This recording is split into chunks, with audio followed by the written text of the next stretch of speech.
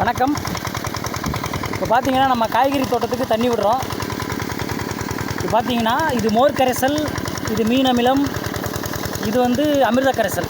இதை பார்த்தீங்கன்னா நம்ம தண்ணி பாய்ச்சும் போதே இது மாதிரி ஒரு செட்டப் ரெடி பண்ணி தண்ணியிலே வேருக்கு கொடுத்துட்றோம். ஸோ இதனால் என்ன நன்மைன்னு பார்த்தோன்னா வேர்கள் நன்கு வளர்ச்சி அடையும், செடிகளும் நல்லாயிருக்கும். சில செடிகள் பார்த்திங்கன்னா இலைகள் மஞ்சள் கலரில் இருக்கும் இது மாதிரி. ஏன்னா இதில் நைட்ரஜன் சத்து குறைவாக இருக்குது. இப்போ மீன் அமிலெல்லாம் நைட்ரஜன் ரொம்ப அதிகமாக இருக்கும்.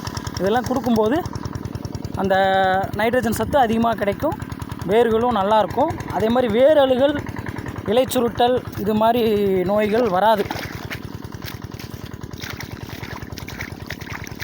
நம்ம இப்படியே கலந்து நம்ம டெய்லி, அதாவது 3 நாளைக்கு ஒருக்க 4 நாளைக்கு ஒருக்க தண்ணி பாய்ச்சும் போது இப்படியே இதில் டெய்லி நம்ம கலந்து கொடுத்துக்கிட்டே இருந்தோம்னா செடிகளும் நல்லாயிருக்கும், நோய் தாக்குதல்வாக இருக்கும், பூச்சிகள் வண்டுகள் இதெல்லாம் எதுவுமே தாக்காமல் இருக்கும்.